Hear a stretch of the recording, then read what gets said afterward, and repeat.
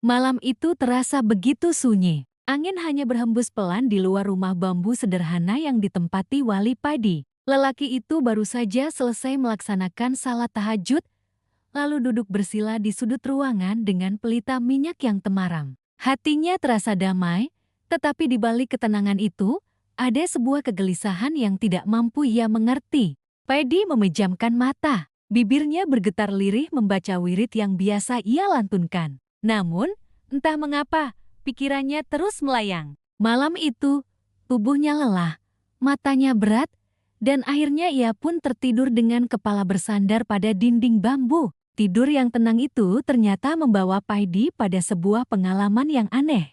Dalam mimpinya, ia melihat sebuah lembah hijau yang luas dengan kabut putih menutupi sekelilingnya. Di tengah lembah itu berdiri seorang perempuan. Wajahnya bercahaya, anggun, dengan pakaian berwarna hijau zamrud yang berkilaan seperti embun diterpa sinar matahari pagi. Rambutnya panjang terurai, menebarkan aroma bunga hutan yang menenangkan. Perempuan itu menatap Paidi dengan sorot mata yang tajam namun lembut. Bibirnya bergerak, mengucapkan sesuatu.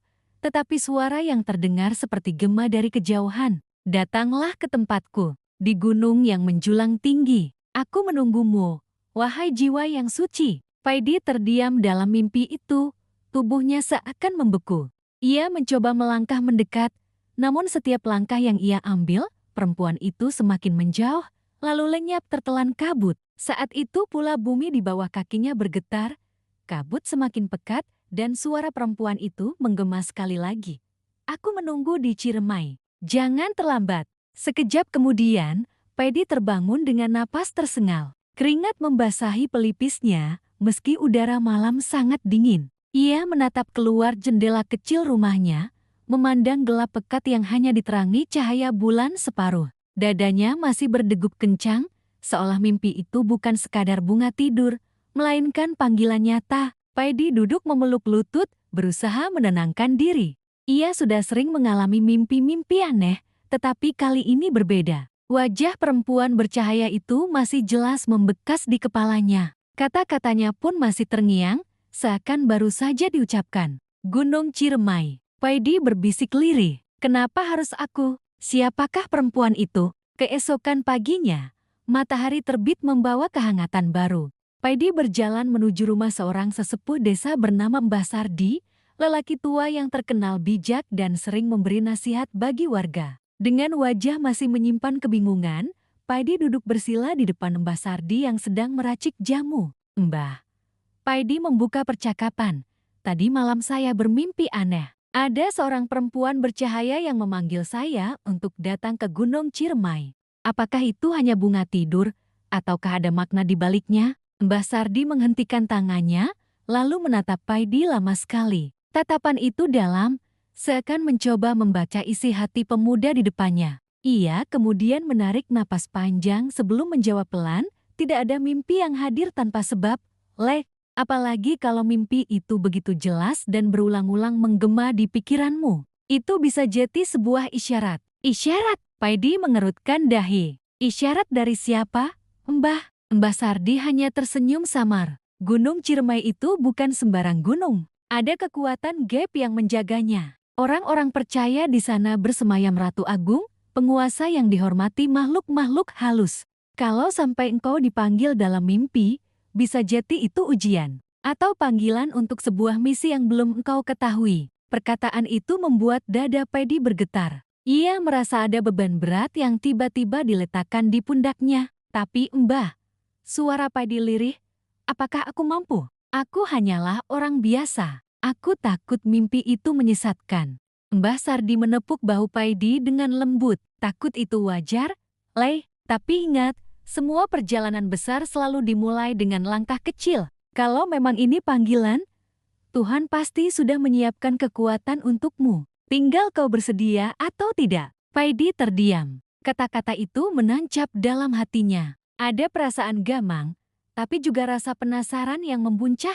Hari-hari berikutnya, mimpi itu terus datang berulang. Selalu ada sosok perempuan bercahaya yang memanggilnya. Selalu ada kabut, suara, dan bayangan Gunung Ciremai yang menjulang. Semakin lama, hati Paidi tidak bisa lagi menolak. Ia merasa harus melakukan perjalanan itu, meski tidak tahu apa yang menunggunya. Malam sebelum keberangkatannya, Paidi duduk lama sekali di serambi rumah. Bulan purnama menggantung indah, menebar cahaya putih ke seluruh desa. Ia menatap langit, mengucapkan doa dengan suara pelan. Ya Allah, kalau ini memang jalan yang Kau kehendaki, kuatkanlah hatiku. Jangan biarkan aku tersesat oleh tipu daya makhluk gaib.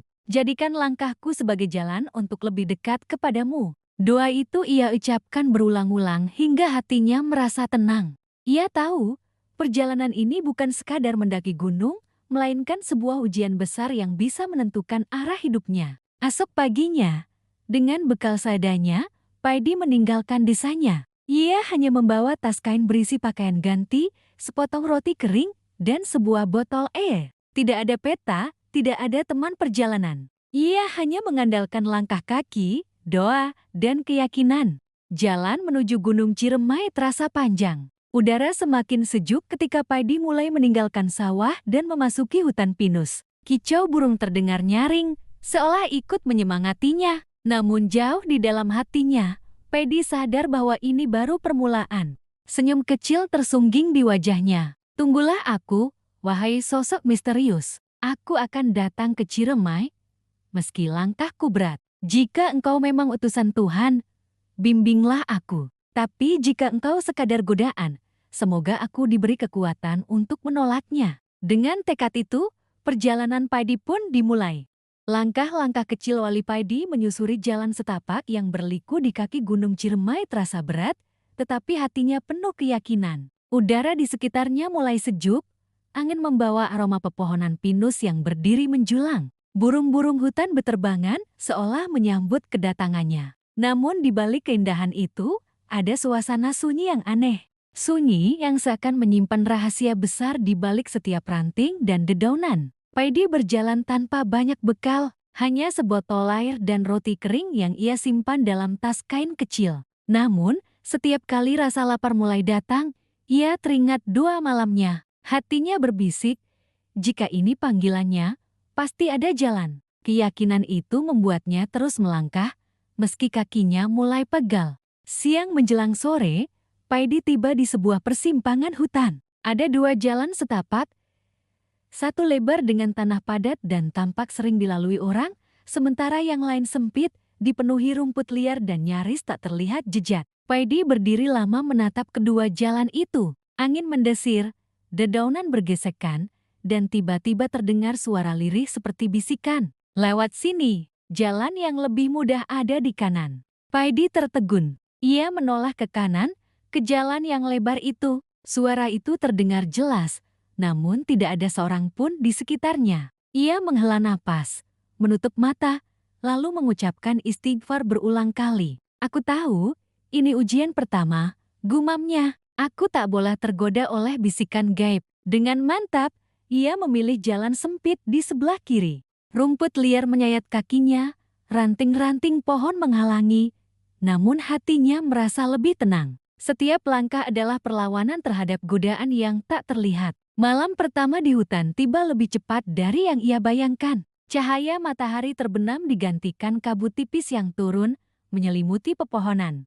Paidi mencari tempat aman untuk beristirahat. Ia menemukan sebuah batu besar di dekat aliran sungai kecil. Dengan duduk bersila, ia menegakkan niatnya. Ya Allah, lindungilah aku malam ini. Aku hanyalah seorang hamba yang lemah. Di bawah cahaya bulan yang samar, Paidi mendengar sesuatu. Suara gamelan Jawa yang halus seakan datang dari kejauhan. Nada-nadanya indah sekaligus membuat bulu kuduk berdiri. Semakin lama, suara itu semakin jelas, disertai dengan tawa lirih perempuan. Paidi membuka mata. Kabut di sekelilingnya semakin tebal. Dari balik pepohonan, tampak cahaya samar berwarna keemasan, seperti pelita yang berderet-deret. Bayangan perempuan-perempuan berpakaian tradisional berjalan perlahan sambil menari. Gerakannya gemulai, seolah mengundang Paidi untuk mendekat. Sejenak, hati Paidi bergetar. Ada keindahan yang memikat, seolah menawarkan kedamaian abadi. Namun segera ia menundukkan kepala, menutup mata dengan tangan, lalu melafalkan ayat-ayat Al-Quran yang ia hafal. Suara gamelan itu mendadak berubah sumbang. Tawa para perempuan menjadi jeritan melengking. Cahaya keemasan redup, berganti kegelapan pekat. Lalu semua menghilang begitu saja.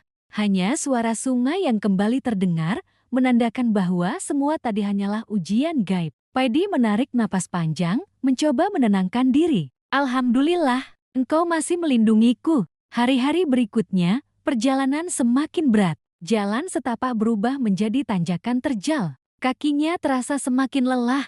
Perutnya sering kosong karena bekal roti sudah habis. Paidi hanya minum air dari sungai atau embun yang ia temukan di dedaunan. Namun kelelahan itu tak mematahkan semangatnya. Suatu sore, ia tiba di sebuah padang rumput luas di ketinggian. Dari tempat itu, ia bisa melihat puncak Gunung Ciremai menjulang gagah, sebagian tertutup kabut putih. Hatinya bergetar. Itu dia, puncak yang menungguku, ucapnya lirih. Namun belum sempat ia melanjutkan langkah, tiba-tiba langit mendung. Angin berembus kencang, membuat ilalang bergoyang liar. Dari balik kabut, muncul sesosok makhluk besar berwarna hitam legam, matanya merah menyala, tubuhnya menyerupai raksasa dengan gigi tajam. Berhenti, manusia! Suara makhluk itu menggelegar. Tidak ada yang boleh melewati wilayah ini tanpa izin penguasa. Paidi terdiam. Tubuhnya gemetar, tetapi hatinya tetap berpegang pada doa. Ia mengangkat tangan, membaca basmalah,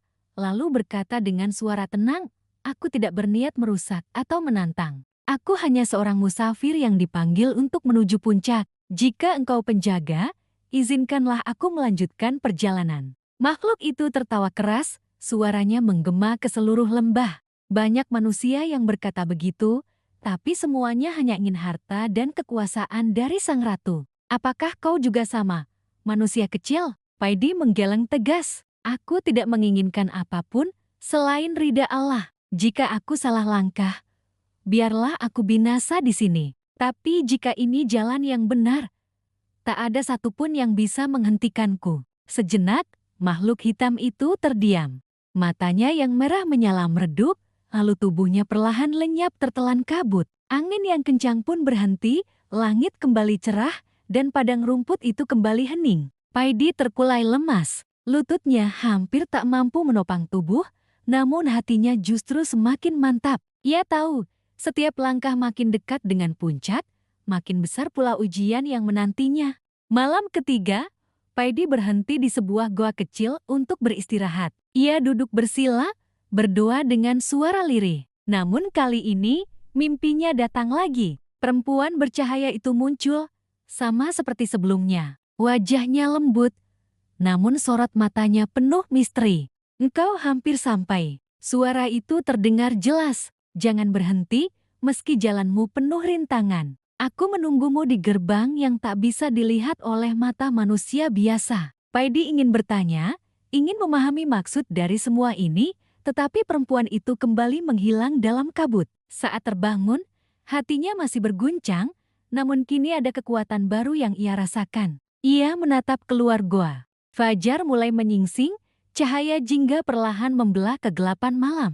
Dengan senyum kecil, ia berbisik pada dirinya sendiri, "Perjalanan ini belum berakhir. Aku akan terus melangkah, hingga kebenaran yang kau siapkan terbuka di puncak sana." Dan dengan itu, Wali Paidi kembali berjalan, semakin dekat dengan takdir yang menunggunya di Gunung Ciremai.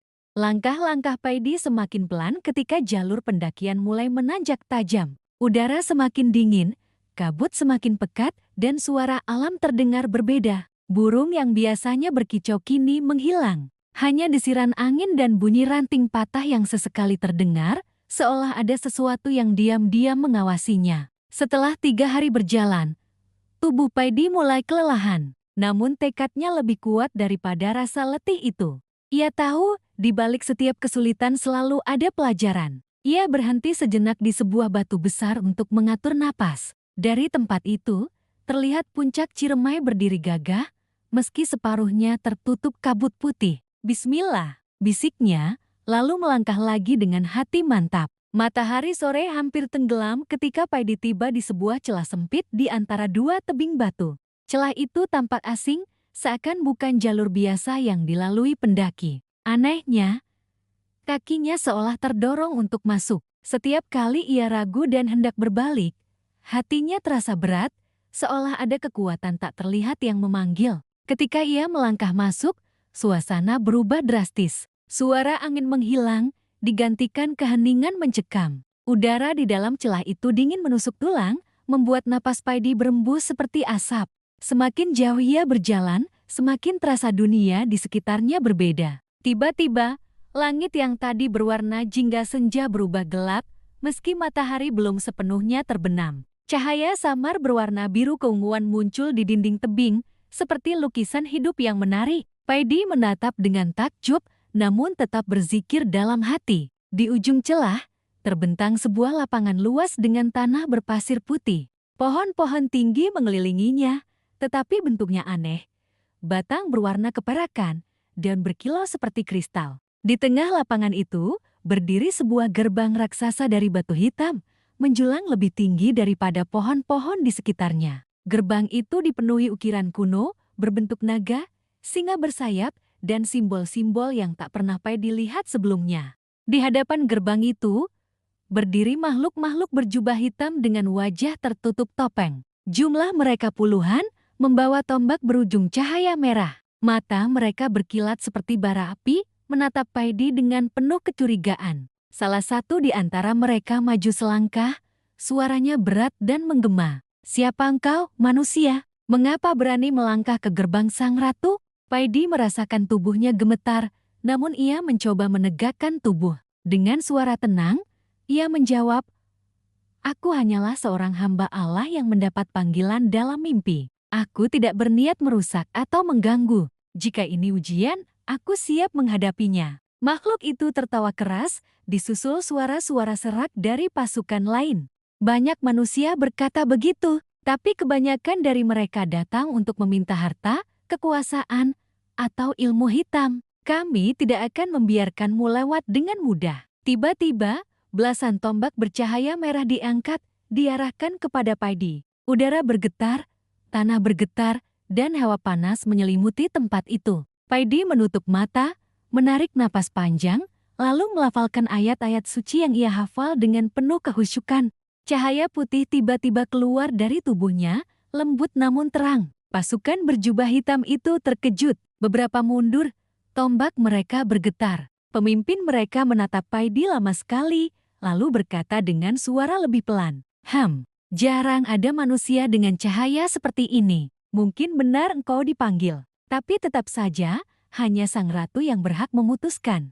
Dengan isyarat tangannya, gerbang batu hitam itu perlahan terbuka. Dari celahnya keluar cahaya emas yang menyilaukan, disertai suara seperti gemerincing gamelan halus yang merasuk ke dalam hati. Udara harum bunga hutan tersiung, membawa ketenangan sekaligus rasa gentar. "Masuklah, manusia. Tapi ingat, sekali engkau melewati gerbang ini, tidak ada jalan kembali kecuali atas izin sang ratu," kata pemimpin pasukan itu.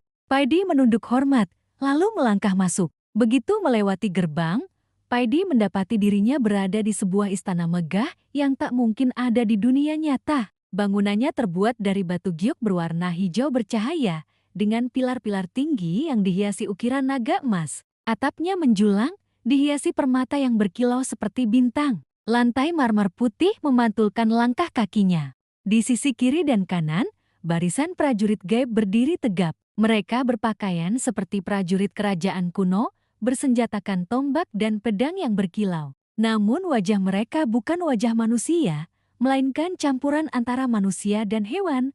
Ada yang bermata elang, ada yang bertaring serigala, ada pula yang bersisik seperti ular. Paidi menundukkan kepala, menahan rasa takut yang mendera. Setiap langkah terasa berat, seolah lantai itu menguji keyakinannya. Akhirnya ia tiba di sebuah aula besar. Aula itu luas, dengan langit-langit tinggi yang dihiasi lukisan langit malam penuh bintang. Di ujung aula, terdapat singgasana megah dari emas murni, bertatahkan permata biru. Di atasnya, duduk seorang perempuan. Perempuan itu bukan sembarang perempuan. Wajahnya begitu cantik, bercahaya seperti bulan purnama. Rambutnya hitam panjang, dihiasi mahkota emas berhiaskan batu giok hijau. Pakaian yang ia kenakan berwarna hijau zamrud, berkilau seperti embun pagi. Sorot matanya tajam, memancarkan wibawa yang membuat siapapun ingin menunduk. Paidi langsung tahu, dialah sosok yang ia lihat dalam mimpinya. Dialah Ratu Gunung Ciremai. Ruangan hening. Semua makhluk gaib menunduk hormat kepada sang ratu. Hanya Paidi yang berdiri kaku, menatap dengan hati bergetar. Ratu itu tersenyum samar, lalu suaranya terdengar lembut namun berwibawa, memenuhi seluruh ruangan. Wali Paidi, akhirnya engkau datang. Aku telah menunggu kedatanganmu sejak lama. Paidi menelan ludah, lalu membungkukkan tubuh. Ampun, Ratu, aku hanyalah seorang manusia biasa. Mengapa aku yang engkau panggil? Ratu itu bangkit dari singgasananya, lalu berjalan perlahan mendekati Paidi. Setiap langkahnya membuat lantai berkilau seperti karena hanya engkau yang mampu melewati ujian-ujian di kaki gunung ini. Engkau berbeda dari manusia lain. Engkau dipanggil bukan untuk meminta, tetapi untuk diuji. Dan ujianmu akan segera dimulai. Tatapan matanya menembus jauh ke dalam jiwa Paidi. Senyumnya berubah menjadi samar, antara lembut dan penuh misteri. Paidi merasakan tubuhnya semakin bergetar. Ia tahu, inilah awal dari sebuah ujian besar yang akan menentukan segalanya. Aula megah itu terasa semakin hening ketika Ratu Gunung Ciremai berdiri di hadapan Wali Paidi. Sorot matanya yang tajam membuat dada Paidi bergetar hebat. Namun di balik ketakutan itu, ia masih berusaha menegakkan niat. Ia sadar, inilah momen yang sejak awal menantinya ujian yang akan menentukan arah hidupnya. Wali Paidi, suara sang ratu terdengar lembut, namun mengandung kekuatan yang membuat seluruh ruangan bergetar. Kau telah melewati hutan gaib, menghadapi bisikan halus, godaan makhluk, dan bahkan prajurit penjaga. Itu membuktikan keteguhanmu. Namun semua itu hanyalah gerbang kecil. Ujian yang sesungguhnya baru dimulai di sini, di hadapan singgasanaku. Paidi menunduk dalam, mencoba menenangkan hatinya dengan dizikir yang berputar di bibirnya. Aku siap diuji, wahai ratu. Jika ini jalan yang ditentukan Tuhan, aku akan menjalaninya dengan sekuat hati. Senyum samar muncul di wajah sang ratu. Dengan gerakan tangan, ia menutup matanya sebentar. Seketika udara di dalam aula berubah. Lantai emas berkilau lenyap, berganti hamparan karpet merah panjang yang dipenuhi peti-peti besar. Perlahan peti itu terbuka sendiri, memperlihatkan isi yang membuat mata siapapun tergoda. Permata berkilauan, emas bertumpuk, perhiasan yang tak ternilai. Gunungan harta yang menjulang tinggi seakan mengisi seluruh ruangan. Cahaya permata itu menyilaukan, memantul di dinding aula, menciptakan kilau yang membuat jantung berdebar. Lihatlah, ucap sang ratu dengan suara yang seakan berdesir masuk ke hati. Semua harta dunia yang pernah kau impikan kini ada di hadapanmu. Kau hanya perlu mengulurkan tangan, maka emas ini akan menjadi milikmu selamanya. Kau bisa memberi makan semua orang di desamu, membangun istana megah, dan hidup dalam kemewahan. Katakan, apakah engkau mau menerima? Paidi menatap harta itu dengan mata yang nyaris tak percaya. Ia memang bukan orang yang rakus, tetapi bayangan memberi makan anak yatim, membantu orang miskin, dan membangun masjid besar sempat terlintas dalam benaknya. Tangannya bergetar, hampir terulur ke arah emas. Namun seketika hatinya bergetar lebih keras. Ia menutup mata, menarik napas panjang, lalu berbisik lirih, "Ya Allah, jangan biarkan aku terperangkap oleh tipu daya." Ketika membuka mata kembali, ia menatap sang ratu dengan tegas. Harta ini hanya ilusi. Kekayaan sejati adalah ridha Allah. Aku menolak. Sekejap, kilauan emas itu menghilang, berubah menjadi debu yang berterbangan lalu lenyap. Sang ratu tersenyum tipis, namun sorot matanya makin tajam. Baiklah, engkau telah menolak emas dunia. Tapi bagaimana dengan kekuasaan? Dengan gerakan tangannya, ruangan itu kembali berubah. Kini Paidi berdiri di atas sebuah singgasana megah dengan ribuan rakyat berlutut di hadapannya. Mereka bersorak, menyebut namanya, meminta keputusan, dan menyembahnya sebagai raja. Dengarlah, Paidi, suara sang ratu menggema, engkau bisa menjadi penguasa besar. Dengan ilmu dan hikmah yang kau miliki, kau bisa memimpin dunia. Engkau bisa menghapus kezaliman, menegakkan kebenaran, dan mengatur manusia sesuai kehendakmu. Satu kata saja, terimalah tahta ini, dan semua akan menjadi milikmu. Paidi terdiam lama, Ia membayangkan jika dirinya menjadi raja, betapa mudahnya menolong orang, betapa luas kekuasaan yang bisa ia gunakan untuk kebaikan. Hatinya bimbang, lebih berat daripada godaan harta. Namun tiba-tiba teringatlah ia pada pesan Mbah Sardi.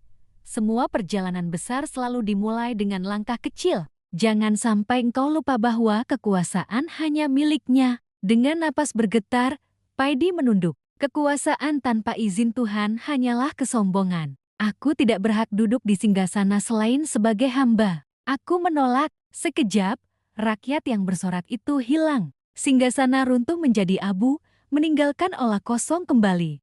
Ratu menatap Paidi, kali ini dengan wajah lebih serius. Engkau menolak harta, menolak kekuasaan. Tapi apakah engkau mampu menolak ilmu gaib yang tak terbatas? Tiba-tiba, langit-langit aula terbuka. Ratusan bintang berjatuhan, lalu berubah menjadi kitab-kitab bercahaya yang melayang di sekitar Paidi. Dari kitab-kitab itu keluar suara-suara aneh, menyebutkan rahasia alam semesta, cara memerintah makhluk halus, bahkan rahasia memutarbalikkan takdir. Aku bisa memberimu ilmu yang tak pernah dimiliki manusia. Dengan ilmu ini, engkau bisa menundukkan jin, menguasai angin, menyeberangi lautan tanpa perahu, bahkan membangkitkan yang telah mati. Bukankah engkau ingin menolong manusia? Dengan ilmu ini, engkau bisa melakukannya dengan mudah, kata sang ratu dengan suara lembut, nyaris menyerupai bisikan yang manis. Paidi gemetar. Ilmu semacam itu tentu sangat menggiurkan. Ia teringat pada penderitaan manusia. Orang sakit yang tak bisa disembuhkan, anak yatim yang kelaparan, orang miskin yang terabaikan. Dengan ilmu itu, ia bisa membuat dunia berubah. Hatinya berguncang hebat. Matanya menatap kitab-kitab bercahaya itu dengan keinginan yang tak bisa ia sembunyikan. Tangannya perlahan terangkat, hampir menyentuh satu kitab. Namun di detik terakhir, ia merasakan sesuatu menusuk hatinya. Sebuah suara lirih dari dalam dada, seakan suara nuraninya sendiri, berkata, "Ingat, Paidi, tidak ada ilmu yang melebihi kekuasaan Allah. Jika kau terjebak pada kesombongan, kau akan kehilangan segalanya. Tugasmu bukan menyaingi Tuhan, tetapi tetap menjadi hambanya." Tubuh Paidi bergetar semakin kuat. Air mata mengalir dari matanya tanpa ia sadari. Ia jatuh bersujud, menempelkan dahinya pada lantai olah yang dingin. Dengan suara bergetar, ia berkata, "Ya Allah, lindungilah aku dari kesombongan.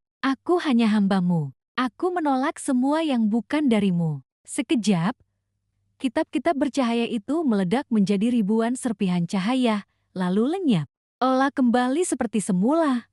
Sunyi, hanya ada Paidi dan sang ratu. Sang ratu berdiri lama sekali, menatap Paidi yang masih bersujud. Wajahnya tidak lagi menampakkan senyum. Kali ini ia menunjukkan ekspresi yang sulit ditebak, antara kagum, kecewa, dan marah. "Wali Paidi," ucapnya dengan suara rendah, "engkau memang berbeda dari manusia lain. Tapi ingat, ujian ini belum selesai. Penolakanmu telah membuka jalan baru, dan jalan itu akan membawa dampak yang lebih besar daripada yang kau bayangkan." Paidi bangkit perlahan, menatap sang ratu dengan mata yang masih berkaca-kaca. Ia tahu, keputusan yang ia ambil barusan bukan hanya menolak godaan, tetapi juga membuka pintu menuju takdir yang lebih berat. Udara dalam olah menjadi dingin menusuk. Api-api obor di dinding bergoyang liar, seolah menandai bahwa sesuatu yang lebih besar akan segera datang.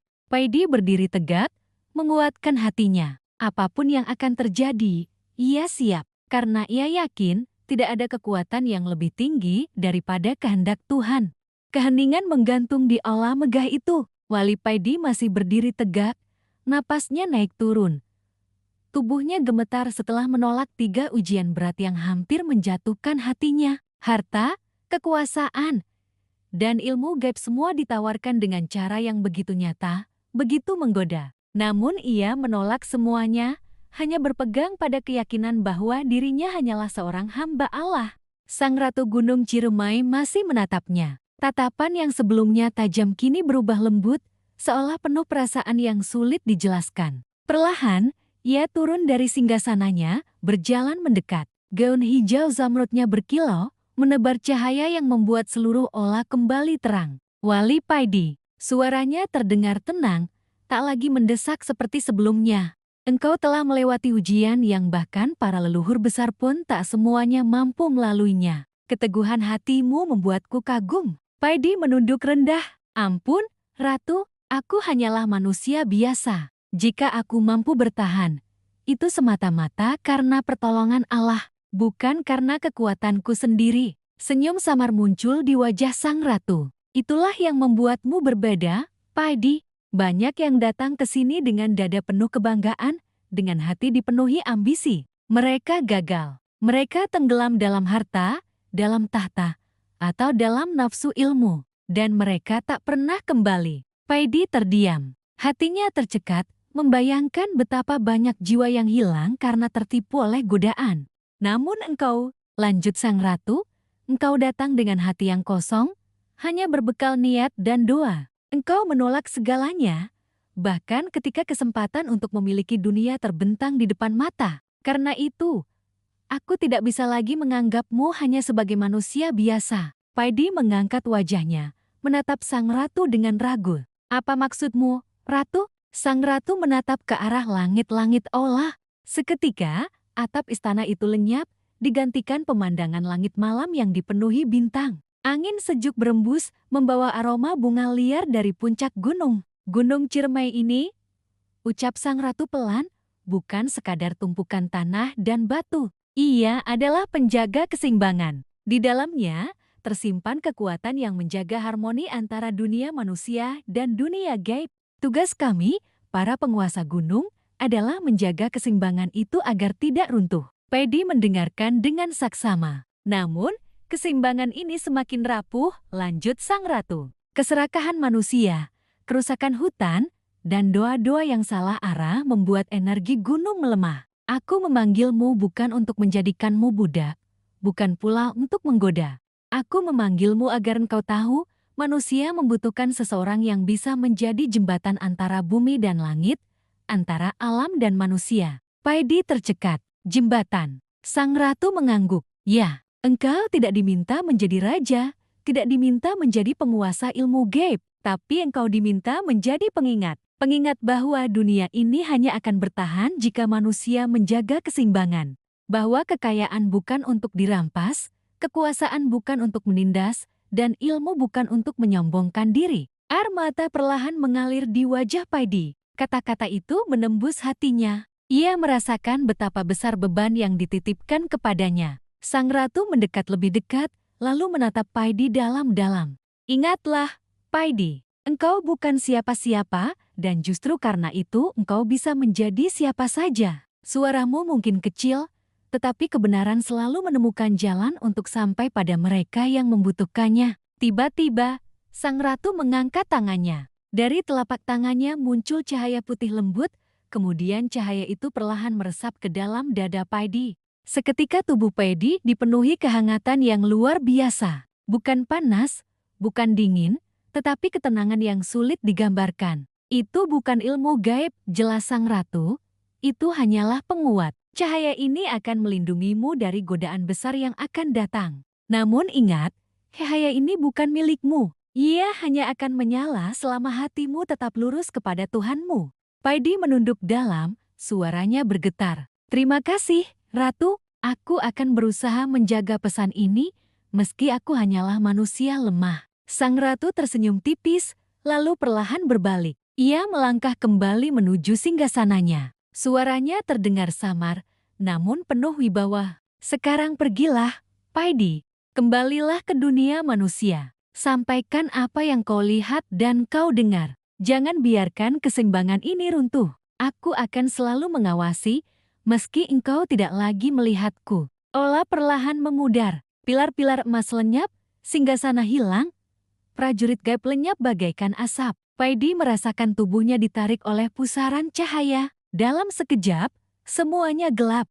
Ketika ia membuka mata, Paidi mendapati dirinya kembali berada di hutan, di sebuah padang rumput yang ia lewati sebelumnya. Langit cerah, matahari pagi memancar hangat. Semua tampak normal, seakan kejadian luar biasa di istana gaib tadi hanyalah mimpi. Namun dada Paidi masih terasa hangat, dipenuhi cahaya lembut yang tadi diberikan sang ratu. Ia tersenyum, lalu menengadah ke langit biru. Terima kasih, ya Allah. Terima kasih, wahai Ratu. Aku akan menjaga pesan ini, meski berat. Karena aku tahu, hidup bukan tentang mengambil, tapi tentang menjaga. Dengan langkah mantap, Paidi menuruni gunung. Ia kembali ke dunia manusia, membawa pesan abadi dari Gunung Ciremai, pesan tentang keseimbangan, tentang kesederhanaan, dan tentang keteguhan hati di tengah godaan. Dan sejak hari itu, nama Wali Paidi semakin dikenal bukan hanya sebagai pengembara tetapi sebagai penutur pesan abadi, bahwa kekuatan sejati bukan terletak pada apa yang kita miliki, melainkan pada kemampuan kita untuk tetap rendah hati dan setia pada kebenaran.